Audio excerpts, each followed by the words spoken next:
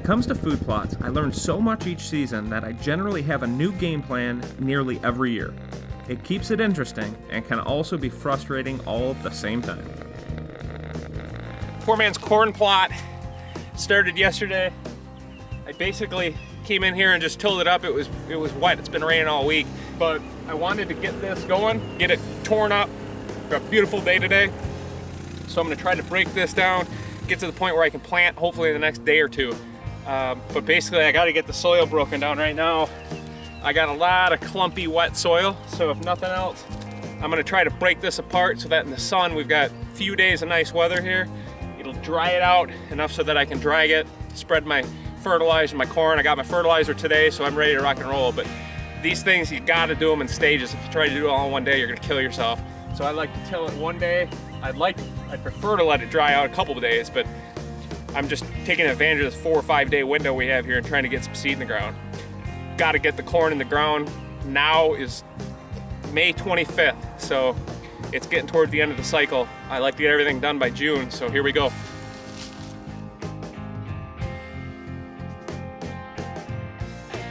This year, I wanted to try planting corn by broadcasting it instead of borrowing a planter and a tractor. I'm not sure if this was the best idea, but what the heck. I know I'll learn something in the process, and I'm hopeful that you will too.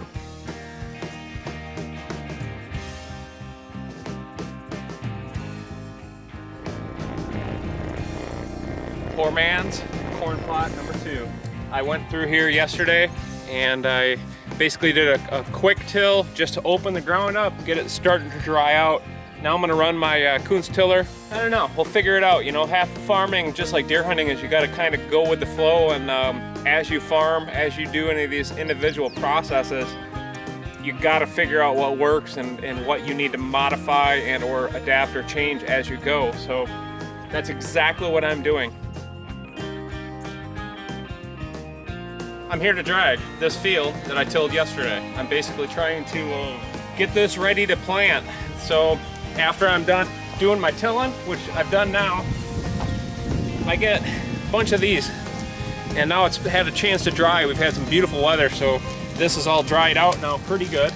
It's still a little bit wet, but that's fine for my application. I'm gonna go drag this with a chain drag that I've just thrown a skid on top of for extra weight. It's gonna break this down so that it's a smaller chunk, more surface area for my seed, and then I'll do one last till where I come through and basically just put some fingers right through it to create a seed bed.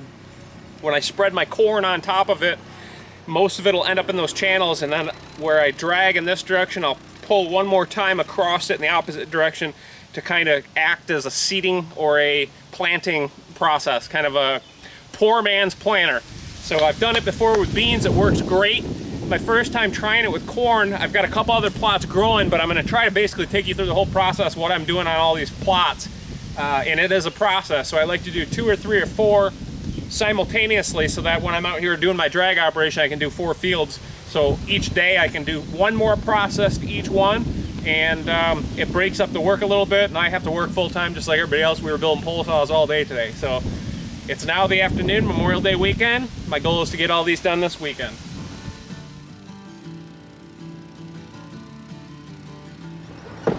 I've just got done dragging this whole field here. You can see the difference it makes. It just breaks down those chunks and gives you a bigger, better seed bed for soil to seed contact. All you're doing is creating a greater surface area so that your likelihood of each seed generating into a growth and a healthy plant is way better. When you're doing the poor man's plot, you gotta plan on at least 15 to 20% heavier seed as far as the amount you spread, just because you're gonna lose some on the surface between birds and just decay.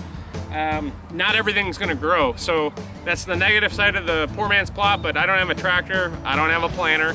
To borrow all that stuff is such a pain in the neck. I've decided this year I'm gonna do poor man all the way. So here we go. It's looking really, really nice. I'm gonna continue and finish this out, and then tomorrow, I'm gonna start the process of getting ready to put some seed on the ground, and I'm ready to do it.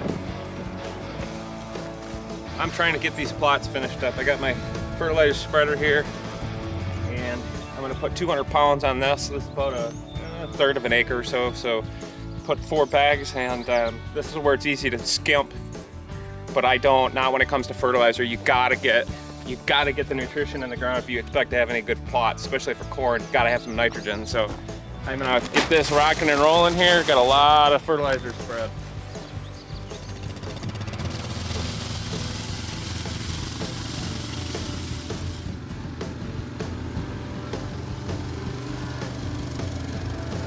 I got all my fertilizer spread.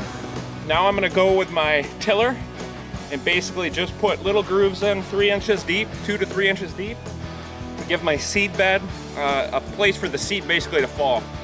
So I'm gonna basically fork all of this, come in, spread my seed, then I'm gonna do one last drag over it, and then I'm done. We got storms coming on the way. You can actually see the clouds behind me here. 4 o'clock this afternoon, we're supposed to get rain, so I'm kinda gotta get rolling here. Like many of you, I can't afford a tractor and all the other goodies to do this like a professional. If I were planting these for my income, it would be much different, trust me. These are deer plots, and I don't care if they aren't perfect. My hope is I have enough corn to get me through the rut and provide a bit of cover in these otherwise open fields.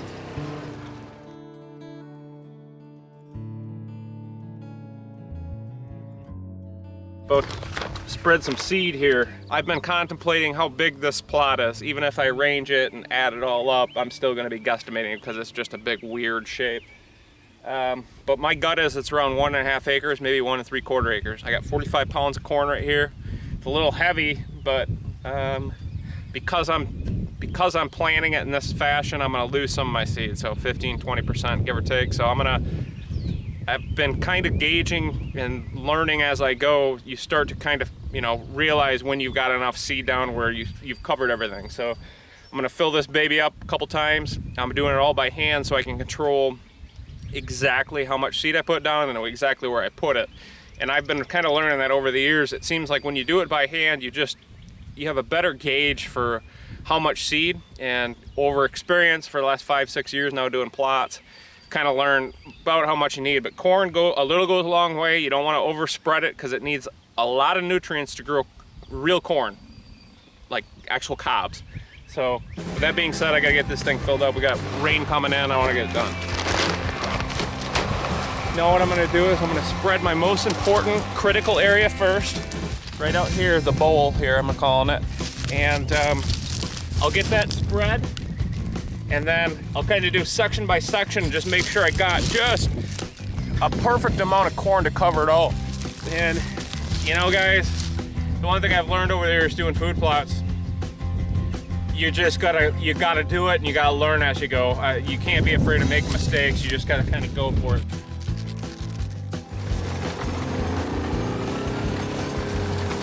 I got my seed bed established, I got my seed down, I got my fertilizer down.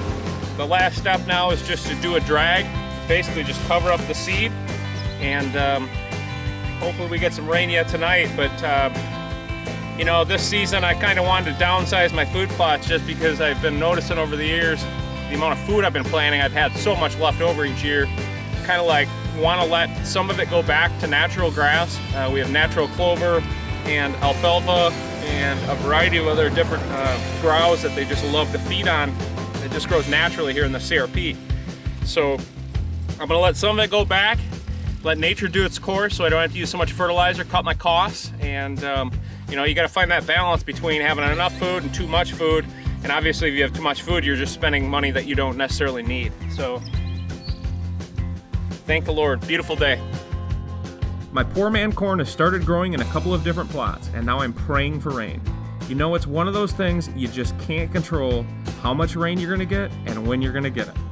Current weather outlook isn't looking good, so I may end up having to replant something else later in the season in some of these plots if they don't take. Welcome to the world of farming. I think I'm a better deer hunter.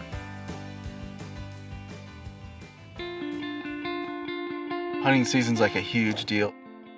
Sitting in a tree stand is the most peaceful thing.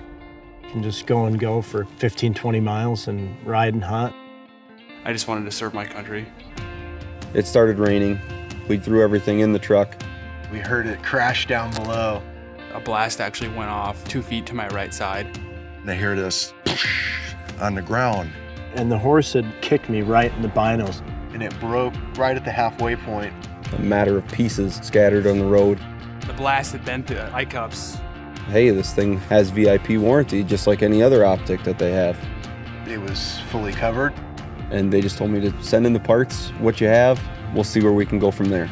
So they looked at them, evaluated them. I got an email and they said, these can't be fixed. They cleaned them up really well and fixed the eye cups. There we are a week later hunting with a new scope. To Vortex, it is a very important promise to their customers. When you buy one of their products, they really back you. That really set Vortex apart.